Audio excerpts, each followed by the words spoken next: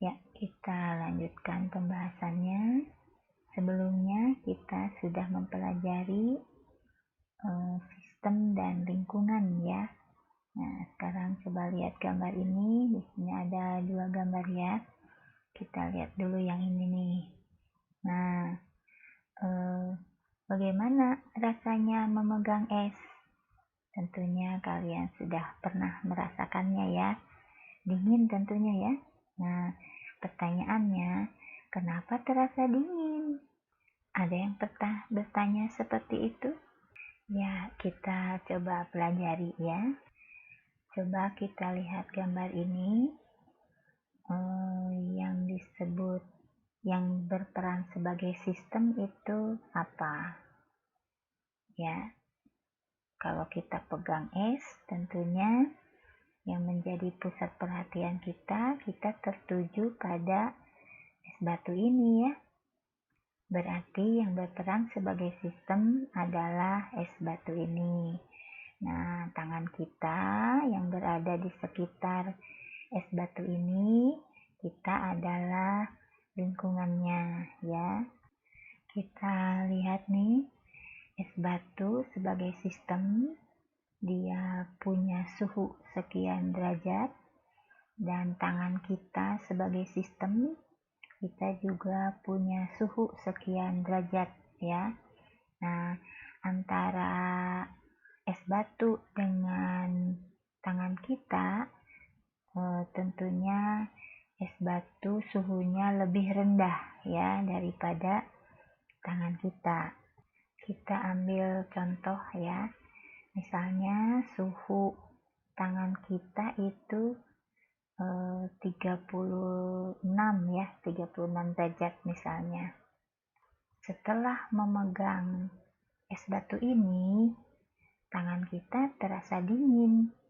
Artinya suhunya menjadi kurang dari 36 derajat tadi. Ingat, suhu berkaitan dengan energi.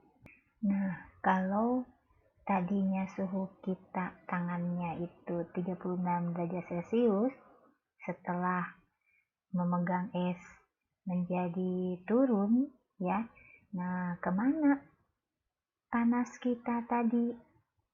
Nah, ternyata es batu ini telah menyerap panas dari tangan kita ini ya. Jadi panas dari tangan kita itu diambil atau diserap oleh es batu ini, sehingga tangan kita menjadi turun suhunya alias terasa dingin ya. Apa buktinya bahwa si es batu ini telah menyerap panas dari kita ya? Nah, coba kalau kalian pegang terus si es batunya, itu lama-lama akan mencair ya. Kenapa dia bisa mencair? Nah, itu karena telah menggunakan panas dari tangan kita tadi. Jadi di sini ada proses penyerapan panas atau energi ya. Jadi sistem ini menyerap energi dari lingkungan gitu. Jadi sekali lagi, kenapa tangan kita terasa dingin setelah memegang es batu ini? Nah, prosesnya karena si es batu ini telah mengambil panas ya dari suhu panas dari tangan kita ini ya, sehingga tangan kita suhunya menjadi berkurang, jadi dingin ya. Mudah-mudahan jelas ya. Nah, sekarang bagaimana dengan ini, gambar ini? Sini ada secangkir kopi panas nih. Nah, bagaimana ketika memegang secangkir kopi panas? Bagaimana rasanya? Panas tentunya ya. Pertanyaannya, kenapa tangan kita kok terasa panas? Ya, mudah-mudahan kalian bisa menjawabnya ya. Coba kita amati sini, yang menjadi sistemnya adalah kopi panas ini ya. Nah, tangan kita yang memegang gelas ini sebagai lingkungannya. Nah, sistem ini, kopi panas ini punya suhu sekian derajat gitu ya, panas. Nah, sekarang tangan kita juga punya suhu sekian derajat ya. Nah, kalau dibandingkan, nah tentunya panas atau suhu sistem ini lebih tinggi ya, lebih panas daripada tangan kita. Nah, setelah memegang gelas ini, tiba-tiba tangan kita terasa panas ya. Nah, apa yang terjadi? Ternyata sistem ini telah melepaskan panasnya ke tangan kita. Sehingga tadinya kita misalnya tangan kita 36 derajat Celcius asalnya. Nah, setelah sistem ini melepaskan panasnya ke tangan kita sebagai lingkungan, nah maka tangan kita mendapatkan panas ya dari sistem ini. Sehingga otomatis kita akan mendapatkan tangan kita sebagai lingkungan akan mendapatkan tambahan panas dari sini, melepas ke sini ya. Nah, sehingga tangan kita akan terasa panas ya. Jadi di sini ada proses, yaitu sistem melepaskan panas ke lingkungan. Nah, dari peristiwa ini kita lihat adanya interaksi antara sistem dan lingkungan ya, yang akan kita bahas di dalam reaksi eksoterm dan reaksi endoterm. Apa itu reaksi eksoterm dan endoterm? Apa saja ciri-cirinya? Kita lihat gambar berikut. Kita lihat dulu yang eksoterm ya. Nah, ini adalah sistemnya ya. Di luar sini, ini sekelilingnya adalah lingkungannya ya. Nah, kalau eksoterm itu di sini ada mengeluarkan panas, jadi sistem mengeluarkan panas ke lingkungan. Coba cirinya kita lihat di sini, hotter than surrounding ya, berarti sistem, cirinya nih, sistem itu lebih panas daripada lingkungannya, daripada sekitarnya ya. Dan terjadi pelepasan energi nih, terjadi pelepasan panas ke lingkungan ya. Nah, kita lihat sekarang endoterm. Kalau endoterm cirinya ini, sistemnya lebih dingin daripada sekitarnya ya. Jadi di dalam sini lebih dingin daripada sekitarnya, dan terjadi proses penyerapan energi ya. Jadi sistemnya menyerap energi dari lingkungan tentunya. Jadi jika suhu sistem lebih panas daripada lingkungannya, dia akan mengalami proses eksoterm, dan jika suhu sistem lebih dingin ya, lebih rendah suhunya daripada sekitarnya, lingkungannya, maka dia akan mengalami proses endoterm. Yang ini seperti kopi panas tadi ya. Kalau yang ini seperti es batu tadi ya, sudah contohnya ya. Nah, kita lihat sekarang proses interaksi antara sistem dan lingkungan. Jadi ada berapa nih? Ya, 2 ya. Kita lihat nih. Jadi yang kalau eksoterm terjadinya pelepasan energi dari sistem ke lingkungan, ya, atau sistemnya melepaskan kalor, ya.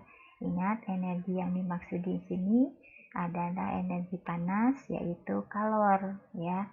Jadi sekali lagi, eksoterm terjadi pelepasan energi dari sistem ke lingkungan, atau sistem melepaskan kalor.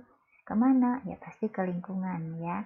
Ingat, antara sistem dan lingkungan, yang menjadi pusat perhatian kita adalah sistem. Jadi prioritasnya sistem dulu, ya. Jadi sistem melepaskan kalor gitu, ya. Cirinya apa? Itu terjadi peningkatan suhu itu kalau eksoterm, ya. Nah, bagaimana kalau endoterm? Ini berarti kebalikannya, ya. Kalau endoterm terjadi penyerapan energi oleh sistem. Dari mana? Dari lingkungan. Artinya sistem menyerap kalor, sistem menyerap energi panas tadi, ya. Dan di situ terjadi penurunan suhu. Jadi jelaslah kenapa tangan kita terasa panas kalau memegang gelas yang berisi kopi panas, ya, karena di sana sistemnya melepaskan kalor. Artinya si kopi panas tadi melepaskan panasnya atau kalornya ke tangan kita, sehingga tangan kita menjadi lebih panas dari sebelumnya, ya. Nah, bagaimana kalau endoterm? Itu contohnya seperti tadi. Kenapa kita terasa dingin kalau memegang es batu? Nah, karena es batu itu telah menyerap energi dari tangan kita, ya. Nah, sehingga tangan kita karena diserap panasnya oleh es batu, sehingga tangan kita suhunya menjadi lebih rendah dari semula gitu. Jelas sampai sana, ya? Jadi antara sistem dan lingkungan itu ada proses interaksi, ya. Ada dua, yaitu eksoterm, proses eksoterm, dan endoterm. Nah, reaksi yang mengalami proses eksoterm disebut dengan reaksi eksoterm. Sedangkan kalau reaksi yang mengalami proses endoterm, maka disebutnya reaksi endoterm. Ya, berikutnya untuk membahas reaksi eksoterm dan endoterm, ingat reaksi kimia itu bisa mengalami ada dua, ya, prosesnya, ada eksoterm dan endoterm. Nah, bagaimana reaksinya? Reaksi apa saja yang termasuk endoterm dan eksoterm? Itu ada percobaannya, ya. Nah, ini percobaannya, ya. Pada percobaan ini yang diamati adalah perubahan suhunya, ya. Nah, saya kasih contoh nih. Misalnya ini pelarutan urea, ya, urea dimasukin ke dalam air. Maka kita ukur dulu suhu air, suhu awalnya berapa. Kemudian setelah dicatat, baru kita masukin urea ke dalamnya sambil diaduk, ya. Kita lihat bagaimana perubahan suhunya, ya. Nah, sampai setelah larut, maka dicatatlah suhu akhir reaksi itu, ya. Kalau terjadi peningkatan suhu, berarti reaksinya termasuk eksoterm tadi, ya. Nah, kalau terjadi penurunan suhu, maka reaksi ini disebut reaksi endoterm. Begitu caranya, ya. Ya, ini ada data pengamatan hasil percobaannya. Kita lihat di sini. zat yang direaksikan percobaan ke-1 urea dan air ya. Kita lihat suhu awal airnya berapa, misalnya 28 derajat Celcius. Setelah larut, diaduk larut, nah kita lihat suhu akhirnya ternyata 22 derajat Celcius ya. Nah, suhu akhir itu dilihat suhu yang paling, kalau misalnya ini terjadi penurunan ya. Nah, kalau masih turun maka berarti masih berlangsung ya. Jadi dilihat sampai di mana dia tetap suhunya sekian gitu. Nah, ini suhunya 22 terakhirnya ya. Nah, percobaan kedua, air ke dalam air dilarutkan NaOH ya. Suhu awal air 27 derajat Celcius. Setelah larut NaOH-nya, suhu akhirnya ternyata menjadi 32 derajat Celcius ya. Nah, berikutnya air ke dalam air dilarutkan NH4Cl. Ternyata suhu awal air itu 27 derajat Celcius. Setelah pelarutan ini selesai, ternyata suhunya menjadi 23 derajat Celcius. Nah, ini berarti terjadi penurunan ya. Nah, kita lihat percobaan keempat, ada pita magnesium direaksikan dengan HCl. Mula-mula kita ukur dulu suhu HCl-nya berapa ya, baru kemudian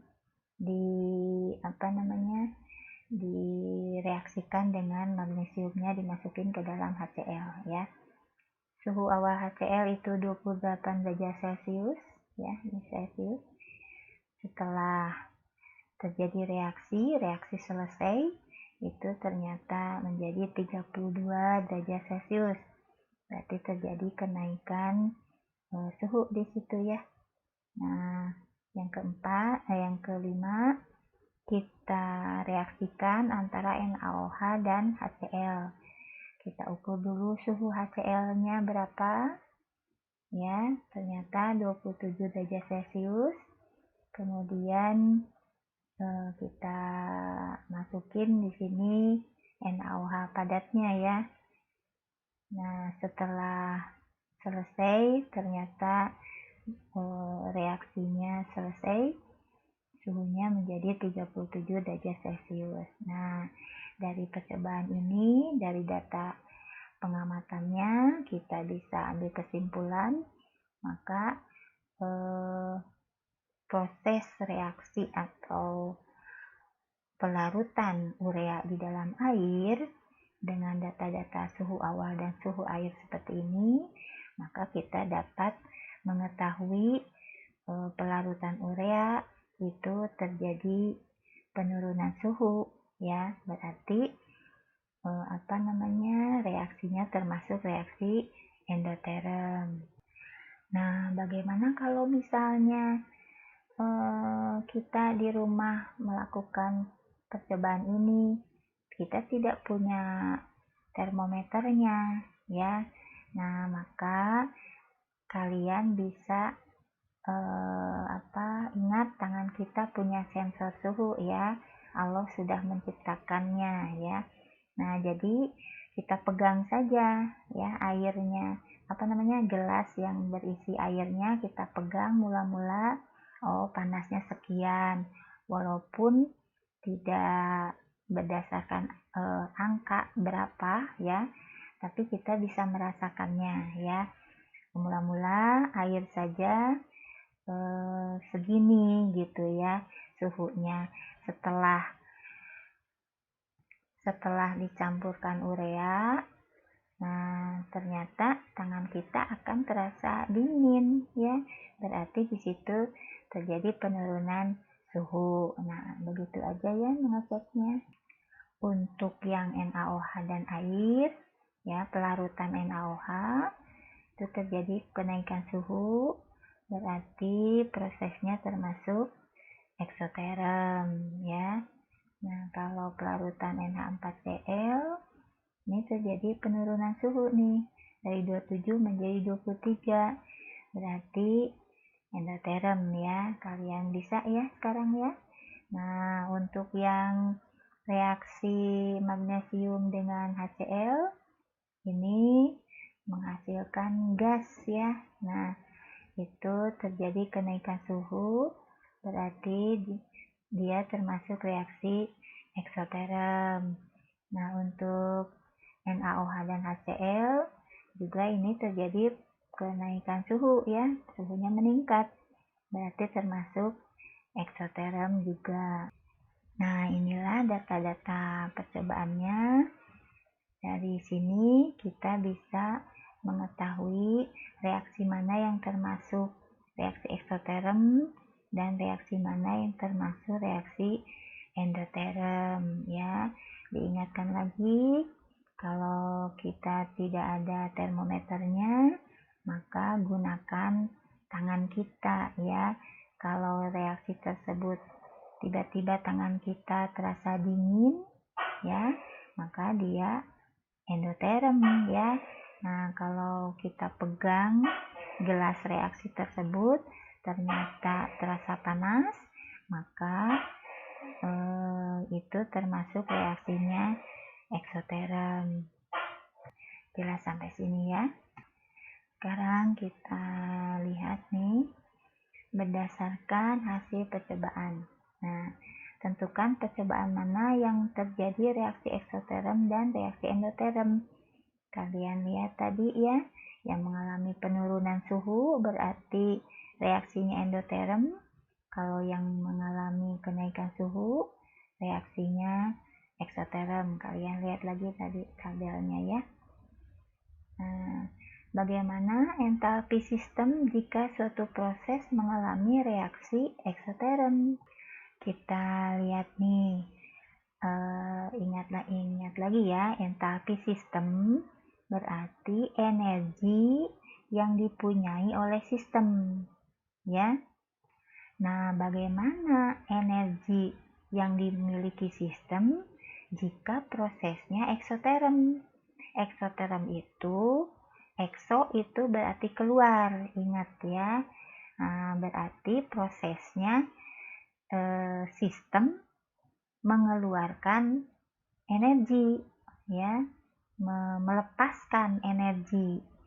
Nah, kalau sistem tersebut melepaskan energi, maka otomatis energinya akan berkurang ya. Jadi, bagaimana entalpi sistem jika suatu reaksi mengalami reaksi eksoterm? Maka entalpi sistem akan berkurang. Nah, sekarang bagaimana kalau mengalami reaksi endoterm? Ya, endo itu ke dalam, berarti sistem menyerap kalor, menyerap panas, menyerap energi ya. Nah, bagaimana energi sistem yang menyerap energi, menyerap kalor dari lingkungan? Nah, maka energinya otomatis akan bertambah ya. Jadi, bagaimana entalpi sistem jika suatu proses mengalami reaksi endoterm? Maka jawabannya entalpi sistem akan bertambah ya. Kita lanjutkan. Tuliskan harga perubahan entalpi. Nah, delta H-nya ya pada reaksi eksoterm dan reaksi endoterm. Kalau perubahan delta H berarti perubahan energi yang dialami oleh sistem tersebut. Mula-mulanya bagaimana dan setelah akhir reaksi menjadi bagaimana ya. Kita lihat sekarang reaksi eksoterm. Reaksi eksoterm mula-mula dia punya energi ya. Sistemnya punya energi.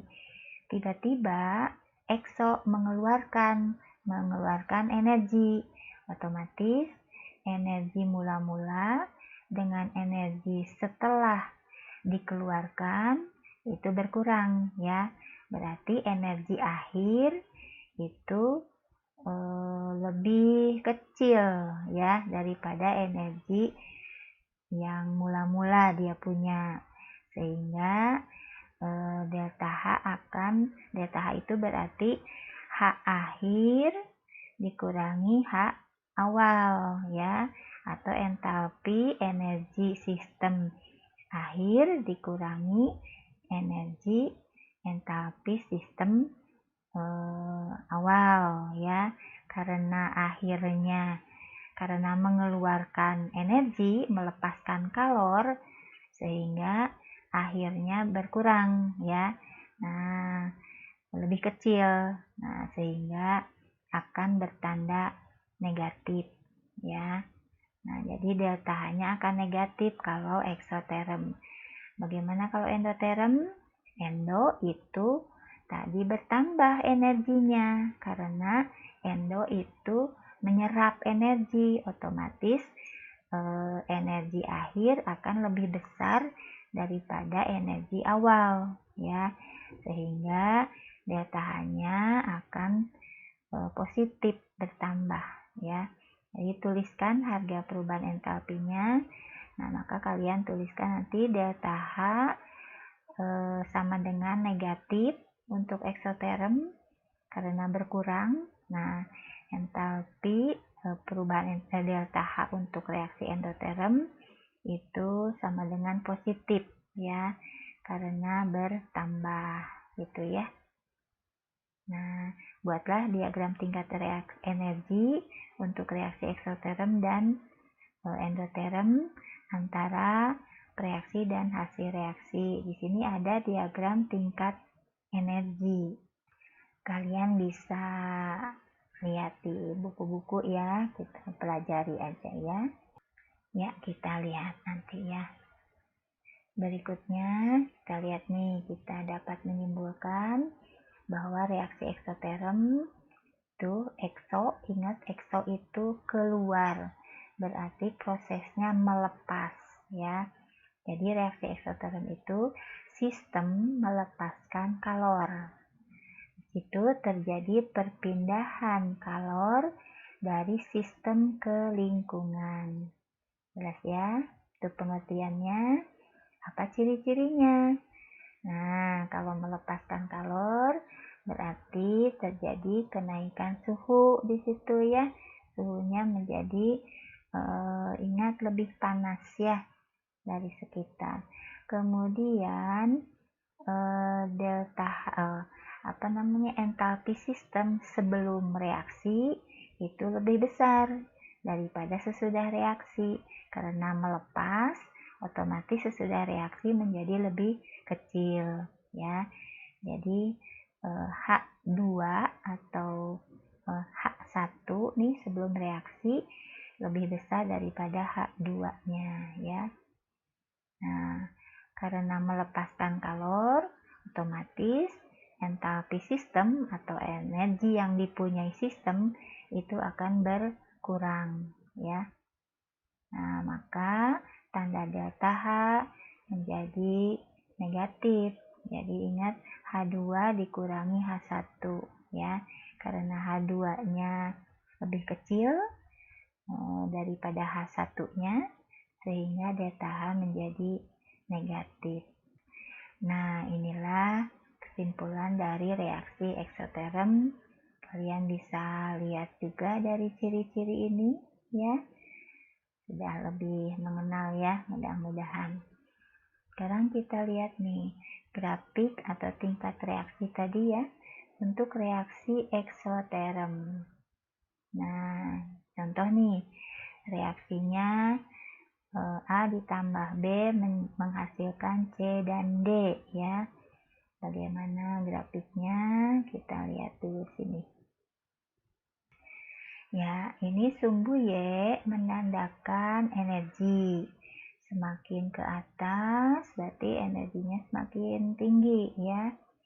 Nah, sumbu X ini menandakan koordinat reaksi, artinya berlangsungnya reaksi tersebut dari sebelum reaksi menjadi hasil reaksi ya. Nah, kita lihat kalau prosesnya eksoterm berarti tadi apa cirinya? Energi sebelum itu lebih besar ya. Nah, maka ini A dan B itu punya H1, energinya sebesar H1 ya. Coba kita lihat sini ya. A dan B punya energi sebesar H1. Setelah mengalami proses eksoterm ya, reaksi berlangsung ya. Nah, menjadi hasil reaksi dia karena prosesnya mengeluarkan energi, otomatis C dan D energinya lebih kecil dari A dan B ya. Maka ini hasil reaksinya C dan D ini energinya lebih kecil daripada yang H1 tadi ya. H2 adalah energi yang dimiliki hasil reaksi setelah A dan B ini melepaskan energi menjadi C dan D ini energinya ya.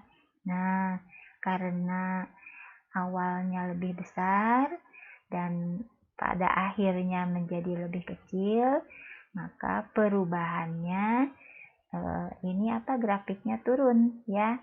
Nah, berarti tanda delta H-nya menjadi negatif, artinya H2 dikurangi H1. Nah, kalau ini lebih kecil berarti delta H-nya akan negatif. Jelas ya? Maka ditulisnya seperti ini persamaan reaksinya.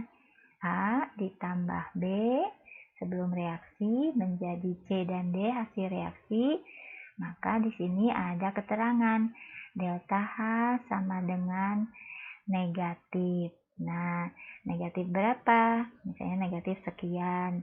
Insya Allah nanti kita akan hitung nantinya delta H-nya berapa atau dia melepaskan kalor sebesar berapa banyak begitu ya. Jadi negatif di sini itu menandakan bahwa mengalami penurunan energi ya, atau prosesnya mengalami pelepasan kalor, yaitu reaksinya reaksi eksoterm. Mudah-mudahan kalian bisa memahami grafik ini ya. Ya, kita lanjutkan. Sekarang reaksi endoterm. Apa itu reaksi endoterm? Ya, endo itu ke dalam ya. Prosesnya berarti sistemnya menyerap kalor, menyerap panas ya, menyerap energi. Artinya prosesnya terjadi perpindahan kalor dari lingkungan ke sistem. Jadi sistemnya yang menyerap kalor dari lingkungan. Jelas ya? Nah, apa cirinya? Ya, terjadi penurunan suhu ya. Jadi lebih dingin tadi ya, lebih rendah suhunya. Kemudian karena prosesnya endo menyerap, maka sebelum entalpi sebelum reaksi lebih kecil daripada sesudah reaksi. Jadi misalnya energinya asalnya 100. Karena dia menyerap kalor, menyerap energi, otomatis energi sesudah reaksinya akan lebih besar daripada yang tadi. Jelas ya? Nah, entalpi sistem akan bertambah otomatis ya, karena menyerap kalor, berarti entalpinya sistem tersebut akan bertambah energinya ya. Nah, karena bertambah, maka tanda delta H-nya positif di sini ya. Karena H2 dikurangi H1, H2-nya lebih besar daripada H1-nya. Otomatis delta H-nya menjadi positif ya. Ya, kita lihat sekarang grafik reaksi endoterm. Nah, ini A dan B sebelum reaksi mempunyai energi sebesar H1 ya. Nah, setelah mengalami proses endoterm, menyerap energi, menghasilkan C dan D, maka energi yang dimiliki oleh hasil reaksi C dan D itu akan lebih besar daripada H1, yaitu dia sebesar H2 ya. Jadi H2-nya lebih besar daripada H1. Dan di sini kelihatan nih, selama proses berlangsung dia menyerap energi. Berarti energinya bertambah. Ini grafiknya naik, berarti energinya bertambah. Nah, karena H2 lebih besar daripada H1, maka harga delta H-nya menjadi positif. Jelas ya? Nah, jadi dituliskan A dan B sebelum reaksi mempunyai energi sebesar H1, kemudian C dan D setelah reaksi mempunyai energi sebesar H2, terjadi peningkatan energi, maka delta H-nya sama dengan positif sekian gitu ya. Jadi tanda positif di sini ciri dan bahwa reaksi ini mengalami proses endoterm, energinya bertambah. Jelas sampai sini ya. Ya, itu grafiknya. Oh iya, ini di buku-buku ada juga yang menuliskan seperti ini ya. Jadi diagram reaksi eksoterm dan endoterm. Jadi reaktan itu zat yang direaksikan sebelum reaksi. Kalau produk itu berarti zat hasil reaksi ya. Kalau dia eksoterm itu mengalami penurunan energi, maka delta H-nya akan negatif, atau negatif itu kurang dari 0 berarti ya. Nah, negatif sekian. Nah, jadi untuk sama saja kayak tadi ya. Jadi reaksi eksoterm sebelum reaksi punya energi yang lebih besar daripada sesudah reaksi, karena mengalami penurunan maka delta H-nya akan negatif. Kemudian untuk yang reaksi endoterm, endo berarti ke dalam, dia berarti sistemnya menyerap kalor sehingga mula-mula reaktannya mempunyai energi sekian. Nah, setelah terjadi reaksi, menghasilkan hasil reaksi yang mempunyai energinya lebih besar daripada yang tadi ya, sehingga grafiknya naik dan delta H-nya positif atau lebih dari 0. Jelas sampai sini ya. Mudah-mudahan kalian bisa memahami diagram reaksi eksoterm dan endoterm ini. Ya, kita lihat kesimpulan yang tadi ya. Jadi kalau reaksi tersebut mengalami endoterm, maka di sini ditambahkan ya tanda delta H-nya menjadi positif ya. Jadi pelarutan urea, kalau kita pegang reaksinya itu tabungnya ya, itu terasa dingin ya, maka ciri dari endoterm dan delta H-nya positif. Kenapa positif? Karena energinya bertambah. Kenapa bertambah? Karena dia prosesnya menyerap energi gitu. Jelas ya. Nah, kalau NaOH dan air, pelarutan NaOH eksoterm, maka delta H-nya negatif. Untuk NH4 dan Cl dan air itu endoterm positif.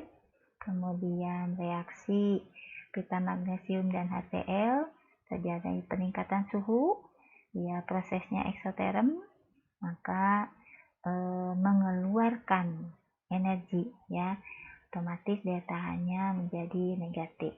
Begitu pula reaksi NaOH dan HCl, ini meningkat suhunya ya. Nah, terjadi pelepasan energi. Nah, jadi reaksinya eksoterm dan tandanya negatif. Jelas sampai sini ya. Ya, kita lihat. Nah, ini ada latihannya. Silahkan kalian kerjakan ya. Pembahasan sistem dan lingkungan itu berkaitan dengan reaksi eksoterm dan endoterm. Kalian bisa menjelaskan kenapa kalau kita pegang gelas yang berisi air es, tangan kita kok terasa dingin gitu ya. Nah, harus bisa menjelaskannya. Kemudian reaksi mana aja yang termasuk eksoterm dan endoterm. Silahkan kalian amati peristiwanya, apakah termasuk prosesnya eksoterm atau endoterm. Ya, sampai sini nanti kita lanjutkan ya.